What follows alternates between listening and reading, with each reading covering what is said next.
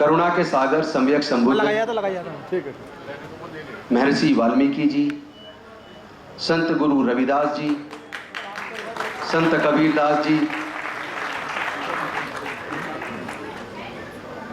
गुरु नानक देव जी, ज्योतिबराव फूले जी, सावित्रीबाई फूले जी, फातिमा सेठ जी, पेरियार ईवी रामास्वामी नायकर जी, नारायणा गुरु जी, साहू जी महाराज, डॉक्टर बाबा साहेब अम्बेडकर, ललई सिंह यादव, बाबू जगदेव प्रसाद कुशवाहा, रामस्वरूप वर्मा एवं मान्यवर कांसीराम सहित बहुजन समाज के सभी महापुरुषों के चरणों में कोटि कोटि नमन करते हुए मिशन जय भीम की पूरी केंद्रीय टीम और अलग अलग प्रदेशों से मिशन जय भीम के आए हुए क्रांतिकारी सेनानियों और समाज के अलग अलग हिस्से से अलग अलग संगठनों से आए हुए सभी साथियों को मैं विनम्र नमो बुधाय करता हूं, क्रांतिकारी जय भीम करता हूं।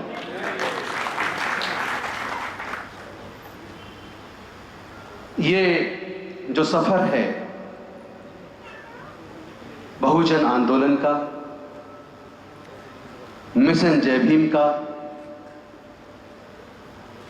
इसको लेकर हम क्यों चल रहे हैं, कौन से वो कारण हैं, इसमें बड़ा लंबा चिंतन रहा। बहुत सारे साथियों ने मिलकर समाज के दुख दर्द और तकलीफों पर, होने वाले अत्याचारों पर, हाथों से छिन रहे रोजगार पर, दोबारा लौटती गुलामी पर गहन चिंतन और मनन के बाद यह तय किया कि जब तक मैं रहेगा तब तक हमारा सर्वनाश रहेगा। इसी वजह से डॉक्टर बाबा साहेब अम्बेडकर जी ने भारत का संविधान लिखा और उसकी प्रस्तावना लिखी। उसकी शुरुआत उन्होंने की वी द पीपल, हम भारत के लोग। उसी भावना के साथ हम सब ने मिलकर शुरुआत की है मिशन जय भीम के माध्यम से कि हम वी द पीपल के सपने को साकार करें। लेकिन मैं एक चेतावनी सबको देना चाहता हूं, आप व्यक्ति पूजक मत बनिए। जब जब हम किसी समाज के नेता को की पूजा करने लगे, उस नेता का गुणगान करने लगे, तब तब मिशन पीछे छूट जाता है। तो कृपया मेरे नाम के नारे न लगाए, मेरा ज्यादा गुणगान ना करें। हमारे पास इतने महापुरुष हैं, हमारे नेता स्वयं डॉक्टर बाबा साहेब अम्बेडकर हैं। हमारा नेता, उनका बनाया हुआ संविधान है और हमारे नेता समाज के कोने कोने में फैले हुए बहुजन महापुरुषों के आंदोलन को अपने कंधे पर लेकर चल रहे वो सब लोग जो अपने जीवन का बलिदान देकर इस मिशन को जिंदा रखे हुए हैं, वो हमारे नेता हैं। मैं उन सबको सैल्यूट करता हूं। कई बार मैं सोचता हूं कि डॉक्टर बाबा साहेब अम्बेडकर जी ने अपना पूरा जीवन हमारे समाज के लिए बलिदान क्यों किया? क्यों मान्यवर कांसीराम साहब ने शादी नहीं की? क्यों उन्होंने अपनी नौकरी को छोड़ दिया? क्यों उन्होंने अपने परिवार को छोड़ दिया? क्यों उन्होंने भी अपना पूरा जीवन इस बहुजन मिशन को दे दिया? जब उनको मैं याद करता हूं तो मुझे लगता है कि यह मंत्री की कुर्सी बहुत छोटी है।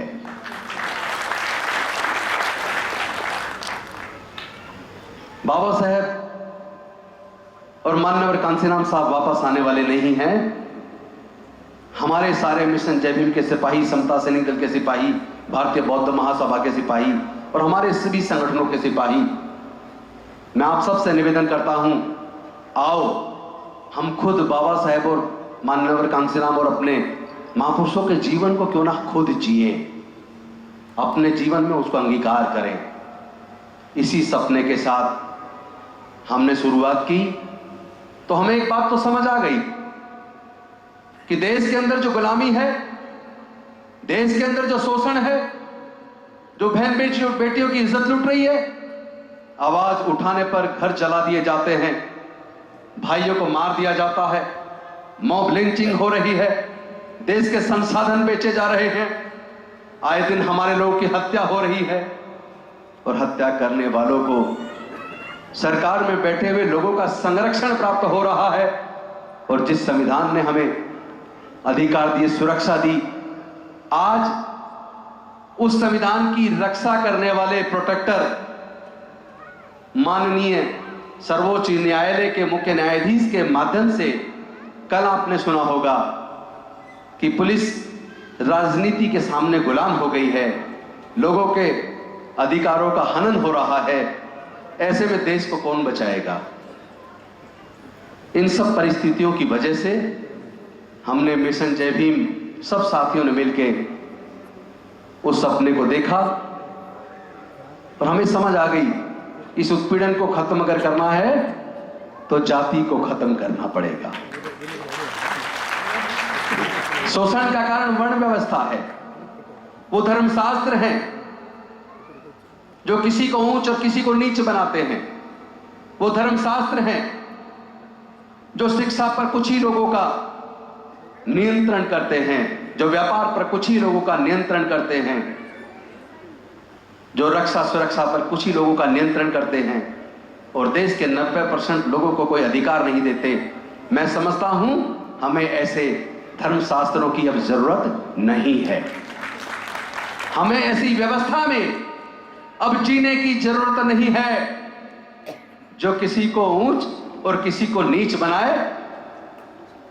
हमें ऐसी व्यवस्था की जरूरत है जिसमें समता हो, भाईचारा हो, न्याय हो, करुणा हो, सील हो। और ये सब आज हम अगर अध्ययन करते हैं और बाबा साहेब को पढ़ते हैं, तथागत को पढ़ते हैं, तो समझ आता है ये सारी चीजें बुद्ध के धम्म में है। ये सारी चीजें बुद्ध के धम्म में है। इसीलिए डॉक्टर बाबा साहेब अम्बेडकर जी ने बुद्ध के धम्म को ग्रहण किया और भारत को विषमता से दूर करने के लिए, गरीबी से बाहर निकालने के लिए, कुपोषण से बाहर निकालने के लिए, शोषण से पूरी मुक्ति के लिए उन्होंने बुद्ध के धम्म को चुना। लेकिन वो ज्यादा दिन तक हमारे बीच नहीं रहे। सही 1 महीना 22 दिन बाद धम्म ग्रहण करने के 1 महीना 22 दिन बाद महापरिनिर्वाण को प्राप्त हो गए। उसके बाद फिर समाज में अनेकों नेता आए। आपको पता है बाबू जगजीवन राम उनके समकालीन थे, उन्होंने अपने स्तर पर अपने तरीके से काम किया। उसके बाद एक और आवाज उठी उत्तर भारत से जिसने पूरे युवाओं में जोश भर दिया। आप सब जानते होंगे बुद्ध प्रिय मौर्य। लेकिन वो भी सत्ता में आने के बाद, मंत्री बनने के बाद शायद पद से भटक गए। फिर उस आंदोलन को चलाने के लिए 2 लोग आए, एक तरफ माननीय कांसीराम साहब, एक तरफ पासवान साहब। पासवान साहब कुर्सी के पीछे चले गए और कांसीराम साहब ने कुर्सी को लात मारकर समाज को जगाने का काम किया।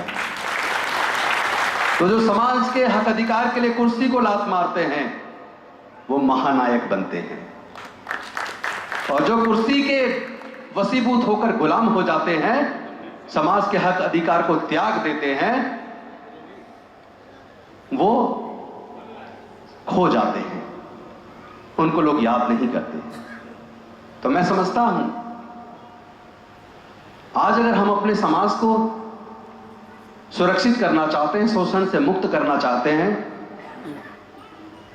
उनकी रोजगार के साधन बनाना चाहते हैं, उनके अंदर आत्मविश्वास पैदा करना चाहते हैं, तो हमें अपने महापुरुषों के रास्ते पर ही चलना होगा, बुद्ध के धम्म में चलना होगा और अपनी आर्थिक नीतियां हमें स्वयं बनानी होंगी।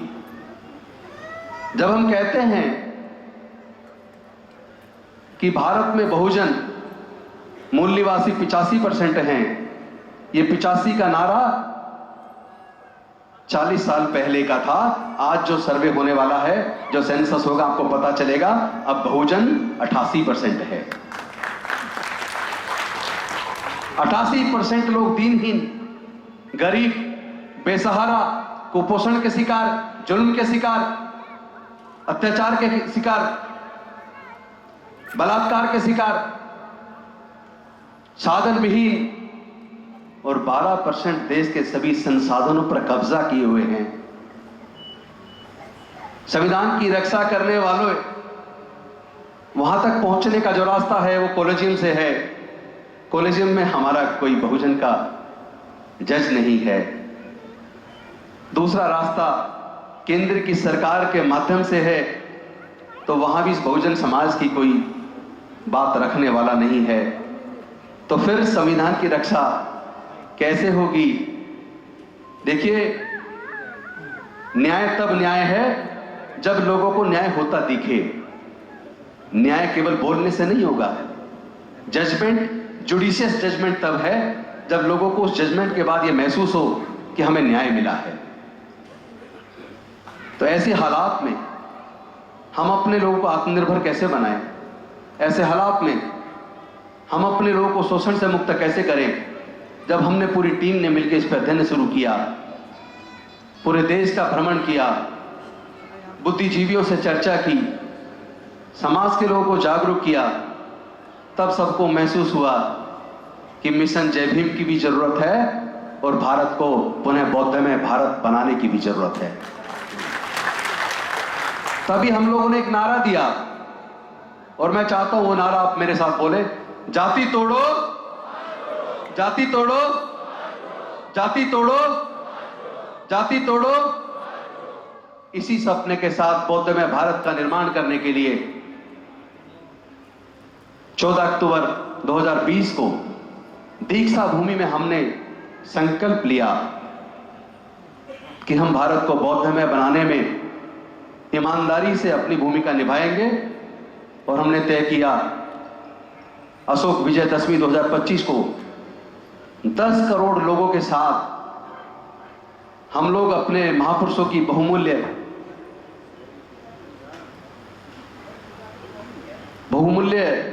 एक, क्या कहना चाहिए, धरोहर, जो मैं अक्सर बोलता हूं, जो हमारे महापुरुषों की बहुमूल्य धरोहर है, बुद्ध का धम्म, जिसमें समता है, मैत्री है, करुणा है, न्याय है, बंधुता है, उसमें अब घर वापसी करने का समय आ गया है। 2025 में 10 करोड़ लोग बौद्ध बनेंगे। और मुझे ये आपको बताते हुए खुशी हो रही है कि हमारे बीच सफाई कर्मचारी आयोग के चेयरमैन संजय गहलोत जी बैठे हैं। इस बुद्ध धम्म के प्रचार प्रसार के लिए और 2025 के लक्ष्य की तैयारी के लिए उन्होंने अपनी पूरी टीम को एक साथ लेकर चंदा करके एक बौद्ध धम्म रथ का निर्माण करवाया है, जो 10 दिन के अंदर पूरा कंप्लीट होकर मिल जाएगा, जिसमें साउंड सिस्टम, अंदर बैठने की व्यवस्था, टॉयलेट की व्यवस्था, किचन, सारी व्यवस्था उस धम्म रथ में होगी, जिसमें बौद्ध भिक्षु होंगे, जिसमें समाज के हमारे युवा होंगे और पूरे देश का भ्रमण लगातार 2025 की अशोक विजयदशमी के दिन तक लगातार उसकी तैयारी में पूरे देश में धम्म रथ जाएगा। इससे पहले की तैयारी के बारे में आपको मिशन जय भीम के संगठन मंत्री, संगठन सचिव पुष्पांकर जी के द्वारा और राष्ट्रीय महासचिव निगम जी के द्वारा विस्तार से बताया गया। तो मैं अपनी वाणी को बहुत संक्षिप्त करता हूं, क्योंकि प्रोग्राम आधे घंटे लेट शुरू हुआ और हमारा लक्ष्य था 1 बजे खत्म करना। तो हम कोशिश करेंगे 20 से 25 मिनट के अंदर प्रोग्राम को समाप्त करके, भोजन भी तैयार है, उधर चलेंगे। लेकिन इस बीच मैं थोड़ा सा और बता दूं कि ये हम सब का धम्म है, ये हम सब का मिशन जय भीम है। हमारा भी ये लक्ष्य रहेगा पूरे देश में घूमकर, जितने भी देश के अंदर बौद्ध विहार हैं, जितने भी देश के अंदर संत गुरु रविदास भवन हैं, जितने भी देश के अंदर डॉक्टर बाबा साहब अम्बेडकर जी के नाम से भवन हैं, जितने भी वाल्मीकि जी के नाम से भवन हैं, जितने भी कबीरदास जी के नाम से भवन हैं, जितने भी बहुजन महापुरुषों के नाम से संगठन हैं, हम पूरे देश में घूम घूम कर उन संगठनों की सूची बनाएंगे, उनकी कार्यकारिणियों से एक तालमेल बनाएंगे और 2025 के लक्ष्य के लिए कुछ लोगों ने पूछा था 10 करोड़ लोग, इतना बड़ा संख्या कहाँ पे करोगे? तो आज सबको शेयर कर रहा हूँ। जब हमारे यहाँ शादियाँ होती हैं, लोग एक पर्टिकुलर व्यक्ति से शादी की तिथि दिखाते हैं, तो कभी कभी एक ही दिन के अंदर लाखों शादी होती हैं और उन लाखों शादियों में करोड़ों लोग इकट्ठा होते हैं। होते हैं नहीं होते? तो जिन स्थानों पर शादियों के लिए वो करोड़ों लोग इकट्ठे होते हैं, उन्हीं स्थानों पर बौद्ध धम्म की दीक्षा के लिए, अपने बुजुर्गों की सांस्कृतिक विरासत में वापस आने के लिए उन्हीं स्थानों को हम लोग बुक करेंगे। उसकी पूरी तैयारी चल रही है और आप सब लोग यहाँ जिस ऊर्जा के साथ, ऊपर भी पूरा पैक है, नीचे भी पैक है, कोविड का नियम का पालन करते हुए हम लोग इस प्रोग्राम को आयोजित कर रहे हैं। मुझे बड़ी खुशी हो रही है। बस अब एक ही बात है कि राजनीति में आने का सोचा नहीं था, बाई चांस आना हो गया। जब आ ही गए हैं तो क्यों ना हम राजनीति को समाज के विकास का एक हथियार बना दें। क्यों ना इस राजनीतिक कुर्सी के माध्यम से हम बाबा साहेब के बौद्धमय भारत का सपना साकार करने में अपना जीवन लगा दें।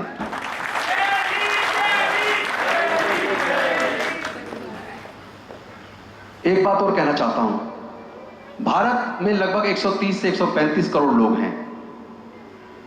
इस 130 से 135 करोड़ लोगों में 110 से 115 करोड़ बहुजन हैं। इसका मतलब हम दुनिया के सबसे बड़े कंज्यूमर हैं, यानी कि हम दुनिया की सबसे बड़ी आर्थिक शक्ति बनने की ताकत रखते हैं। दुखद यह है कि हमने अपनी ताकत को पहचाना नहीं है। अपनी संख्या बल को अपनी ताकत बना दो, तमाम देश के बहुजनों को एकजुट कर दो। राजनीतिक पार्टियां अपना काम करेंगी, लेकिन भारत में समता हो, मैत्री हो, भाईचारा हो, न्याय हो, बंधुता हो, सील हो, करुणा हो, इसके लिए हम तमाम बहुजन संगठन एकजुट होकर एक मिनिमम कॉमन प्रोग्राम बनाकर, हमें अगर एकजुट हो गए फिर हमें किसी से लड़ने की जरूरत नहीं पड़ेगी, क्योंकि जो लोग एकजुट होते हैं उनके ऊपर कोई हमला नहीं करता। लेकिन ध्यान रहे, दुनिया में जातियां नहीं है, कुदरत ने जातियां नहीं बनाई। कुदरत ने जातियां नहीं बनाई। अमेरिका में जातियां नहीं है, फ्रांस में जातियां नहीं है, जर्मनी में जातियां नहीं है, इंग्लैंड में जातियां नहीं है, जापान में जातियां नहीं है, चाइना में जातियां नहीं है, ऑस्ट्रेलिया में जातियां नहीं है। जातियां केवल भारत के सब कॉन्टिनेंट में हैं, और जिन लोगों ने जातियां बनाई उन्होंने देश के सारे संसाधनों पर कब्जा कर लिया। तो अगर हमें अपना हक चाहिए तो हमें ये जातियां तोड़नी पड़ेगी। हम इन जातियों को तोड़ेंगे। हम इस जाति व्यवस्था को खत्म करके एक समता मूलक समाज का सपना जो बाबा साहब ने देखा था, उस सपने को साकार करेंगे। आओ हम लोग मिलकर अपने समाज को सशक्त बनाने के लिए अपनी संख्या को हथियार के तौर पर इस्तेमाल करते हुए एक आर्थिक शक्ति का आगाज करें। उत्पादन का काम हम करते हैं, निर्माण का काम हम करते हैं, तो फिर हम अपने पैसे को बाहर जाने से रोक सकते हैं। ऐसी कौन सी चीज है जिसका उत्पादन हम ना करते हों? ऐसी कौन सी चीज है जिसका निर्माण हम ना करते हों? हम बाहर से सामान खरीद रहे हैं। जब उत्पादन भी हम कर रहे हैं, निर्माण भी हम कर रहे हैं, तो अपने लोगों के घरों तक उसी क्वालिटी की चीज को पहुंचाने का काम एमजेबी एंटरप्राइजेस के माध्यम से भविष्य में हम करने वाले हैं। आपके घर में फ्रिज होगा, एसी होगा, कूलर होगा, टीवी होगा, आपके घर में पानी की लाइन होगी, सीवर की लाइन होगी, बहुत सारी चीजें हैं जो खराब हो जाती हैं। तो आप किसी ना किसी मैकेनिक को बुलाते हो ना। आपका फ्रिज हो जाएगा खराब तो आप फ्रिज ठीक करने के मैकेनिक को बुलाएंगे। आपका एसी खराब होगा, आप उसके मैकेनिक को बुलाएंगे। आपकी गाड़ी खराब होगी, आप उसके मैकेनिक को बुलाएंगे। और मैकेनिक 100 में से 98% इन बहुजनों में से मिलेंगे। गलत तो नहीं कह रहा हूं? तो हम इनको एम्पैनल करेंगे। जो अलग अलग तरह की स्किल वाले लोग हमारे समाज में मौजूद हैं, उनको हम एम्पैनल करेंगे। और किसी का भी अगर एसी खराब हो, किसी का भी अगर पानी की लाइन खराब हो जाए, किसी को सफेदी करानी हो, किसी को कारपेंटर का काम कराना हो, एमजेबी एंटरप्राइजेस के एक हेल्पलाइन नंबर बहुत जल्दी जारी करेंगे। आप उस पर फोन करेंगे, 10 मिनट के अंदर आपके घर पे मैकेनिक पहुंचेगा, आपका एसी ठीक कर देगा, आपका फ्रिज ठीक कर देगा। वो आपके अपने समाज का आदमी होगा। आप अपने समाज को आर्थिक तौर पर इस तरीके से मजबूत करेंगे। बहुत बड़ा एक पूरा रोड मैप हमने तैयार किया है। पूरा रोड मैप है कि कैसे हम अपने समाज को एक आर्थिक ताकत के रूप में तैयार कर सकते हैं, कैसे हम बाबा साहेब के पौधे में भारत के सपने को साकार कर सकते हैं। लोग कहते हैं 10 करोड़ बहुत ज्यादा है। अरे भाई 110 से 115 करोड़ बहुजन हैं, हमने तो उसमें 10% से भी कम लिया है। अगर एक 10% भी हम अगर लें तो वो 1 करोड़ 10 लाख से भी ज्यादा बैठता है। हमने तो केवल वो 10 करोड़ से भी, जब 10 करोड़ से भी ज्यादा बैठता है, हमने तो 10% से भी कम लिया है। 11 करोड़ से ज्यादा बैठता है, हमने तो 10% से भी कम लिया है। इसलिए ये असंभव सपना नहीं है। बाबा साहब जो सोचते थे उसको पूरा विचार करके उस पर होमवर्क करते थे, उसको अंजाम तक पहुंचाते थे। किसने सपना देखा था कि इस हजारों साल की गुलामी को तोड़ पाएंगे? बाबा साहब ने उसको तोड़ के दिखा दिया, उसको साकार करके दिखा दिया। तो अगर हम बाबा साहब के बच्चे हैं, अगर हम भीम सिपाही हैं, अगर हम मिशन के प्रति ईमानदार हैं, तो हम आर्थिक ताकत बन के दिखाएंगे। हम इस पूरे बहुजन समाज को एकजुट करके दिखाएंगे। और जो लोग इसमें बाधा बनेंगे वो समाज के गद्दार कहलाएंगे, वो समाज के गद्दार कहलाएंगे। आप किसी एक व्यक्ति को हीरो मत बनाओ।